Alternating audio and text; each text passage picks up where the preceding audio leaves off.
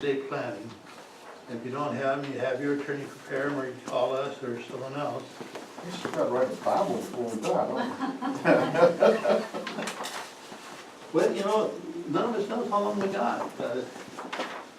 Some of us, like myself, are very lucky. I'm 78 years old and I'm hoping to go to 100, but who knows?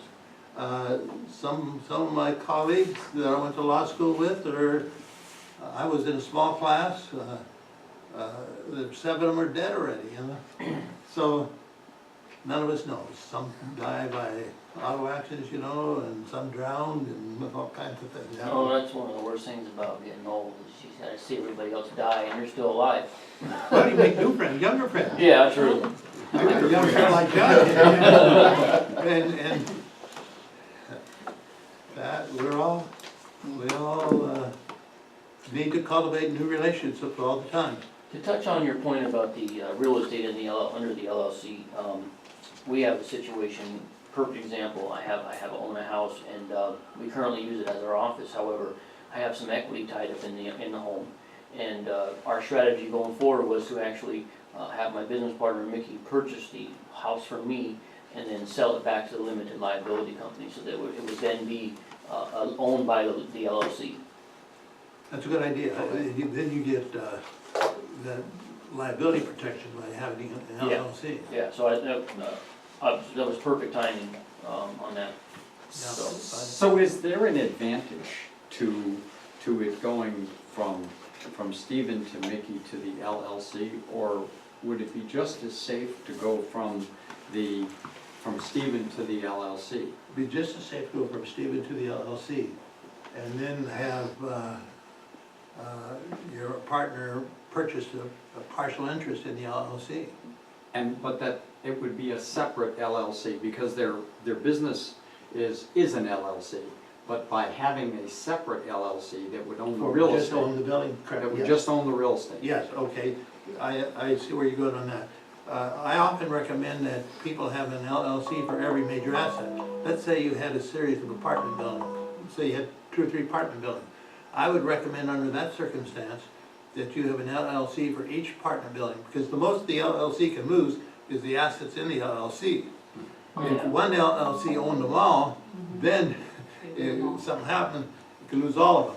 Yeah. Yes, sir. Is it worth splitting it up? I mean, yeah, I mean, all the assets, but all the other cost of running 5 different LLCs. Well, the costs are Yeah. not tremendous. Okay. You have an annual registration, you know, with the Secretary of State, but that's the major cost what you got to set up. Well, yeah, compared to all your assets, yeah, not that big of a deal. But And what's the typical cost of establishing an LLC?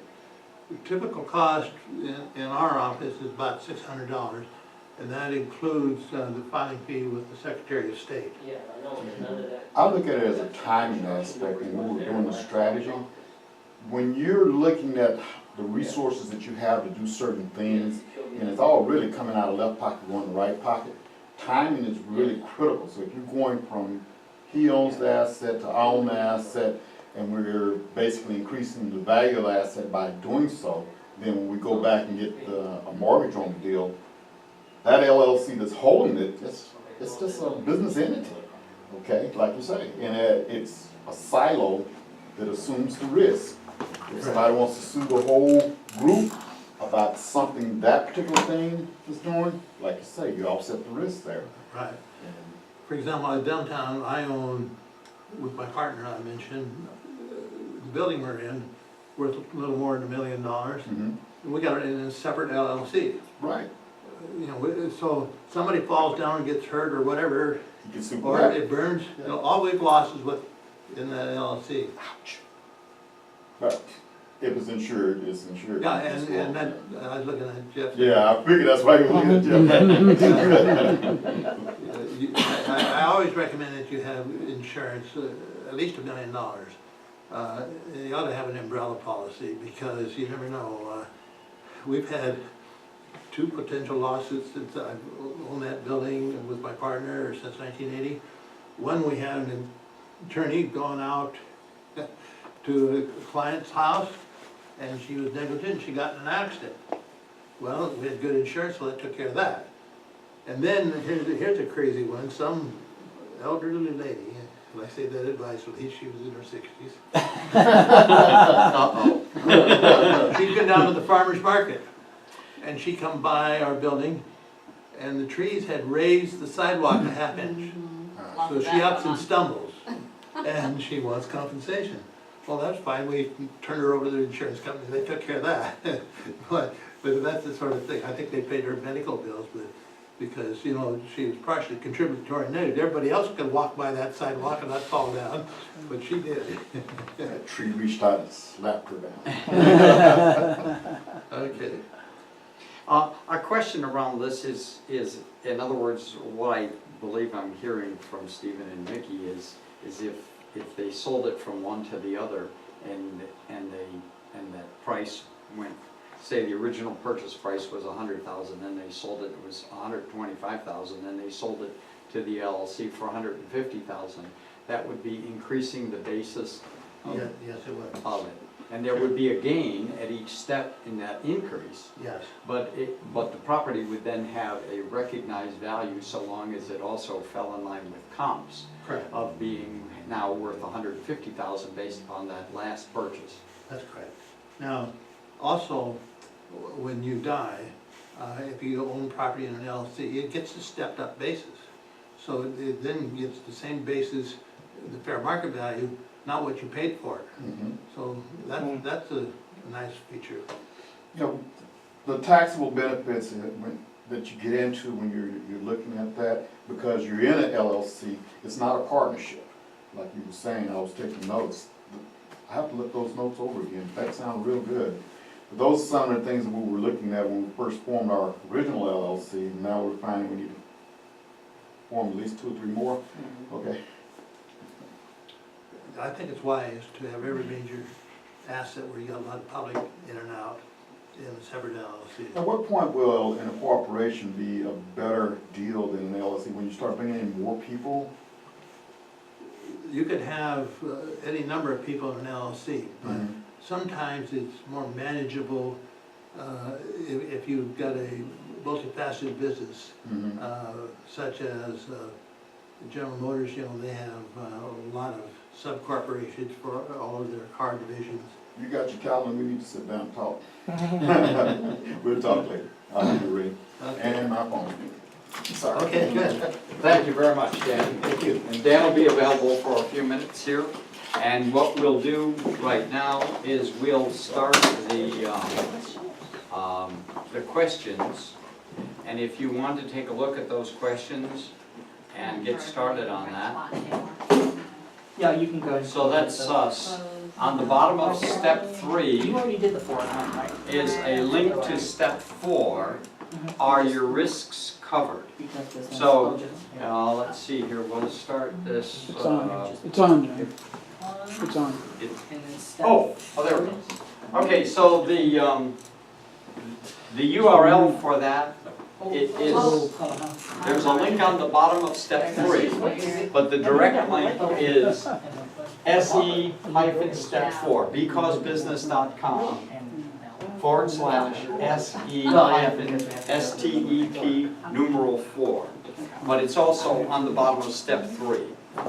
And as you go through this, there's 4 questions that are the insurance questions, and then you go and you continue, and you'll go into the estate planning questions.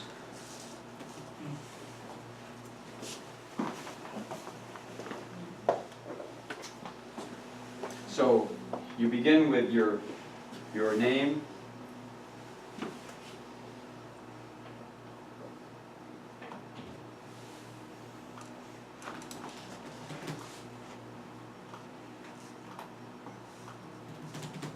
so the very first question is, what kind of insurance do you have now? And this is check boxes, so that you can check mark multiple pieces here.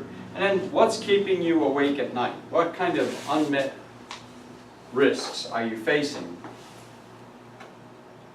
And we're going to go through just the questions here so that we can get to Dan's section, because these questions may raise some other questions you'd like to bring up while we have a few minutes left here. So then what kind of insurance would cover your risk, and then talks about key person insurance. As a firm trains staff and managers into crucial roles, it becomes desirable to have key person insurance, and what might that be? So you could identify, manager position or a key technician. So now we're going to click at the bottom, and here's the estate planning questions, and these questions mirror the points that Dan gave you on the sheet, that first handout that, let's see here. Dan, do you have one of those sheets, and I'll hold it up? Or can you, that first one. I didn't do the first one.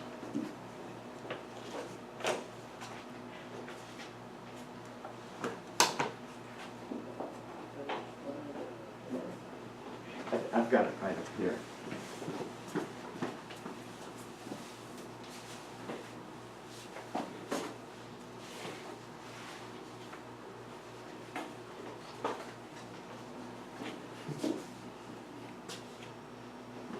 Did you find it? Ah, this is the one. Okay, this is the one that I'm talking about. It's on the back is the biographical information for Dan, and here are the four pieces here. The choice of entity will affect many issues.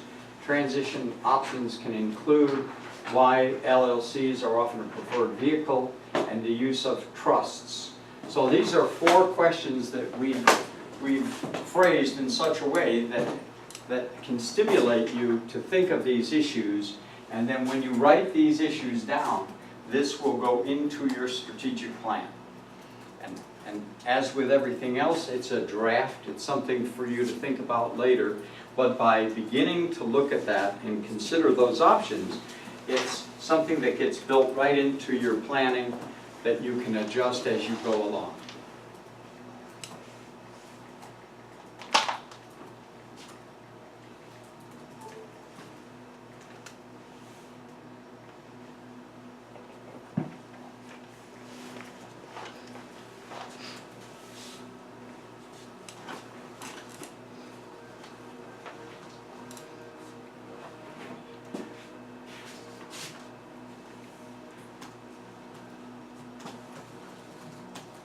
In our closing minutes, I'd like to go over what we have in store for next week.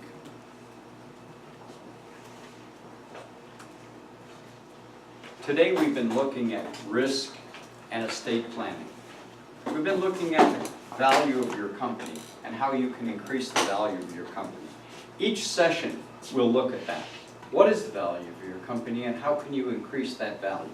What are the operational, what are the organizational things that you can do in your business that's going to make it easier to run, that gives you greater flexibility, that you can work on your business, not have to work in it, not be handcuffed to a desk.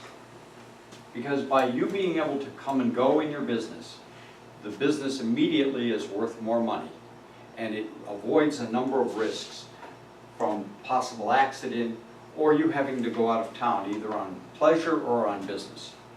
So each week we're going to be addressing those issues. Next week we're going to talk about employees and operations.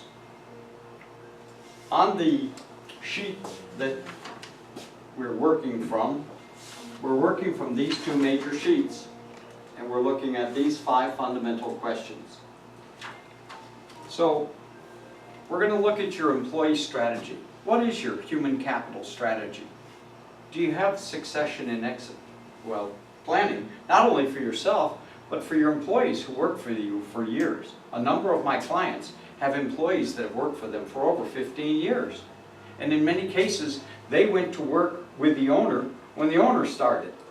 And they've been with them for years, and they have to, there's a responsibility to make sure that those people that have essentially given their entire career to your firm, that you're going to help them as they get ready to move out of your firm.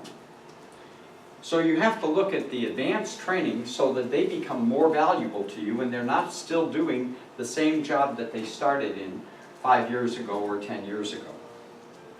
We're going to talk about standardizing your operations and identifying specific way that you can improve your processes. What is the blueprint from when a client calls you to the client coming in, the client purchasing or placing an order, you preparing that order, you delivering it, you collecting the fee, and then you sending them out and with a handshake and we'll see you later. And then they're either going to come back and see you again, they're going to talk about your business to friends and refer you. What is that blueprinted stream from the very first contact to the very last contact, where you then send a reminder out saying, thank you so much for having visited us last month. We hope to see you again soon. What kind of follow-up? Because it's a lot more effective to have a person come back and do business with you again than to get a new client for the very first time. So we're going to look at a number of these things, and what we're moving towards, I'd like to bring up a couple of books here that I find quite valuable as possible things to look at.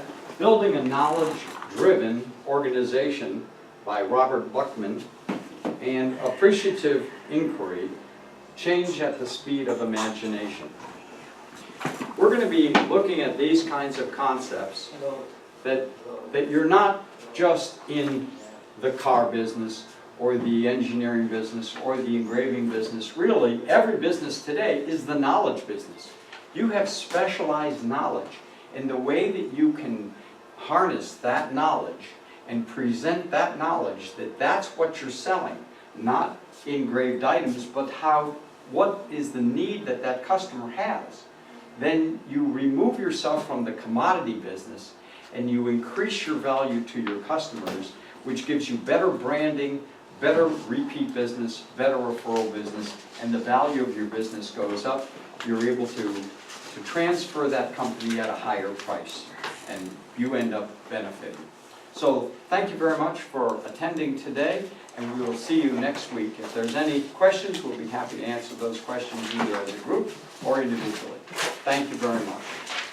And don't forget to submit your information. Yes.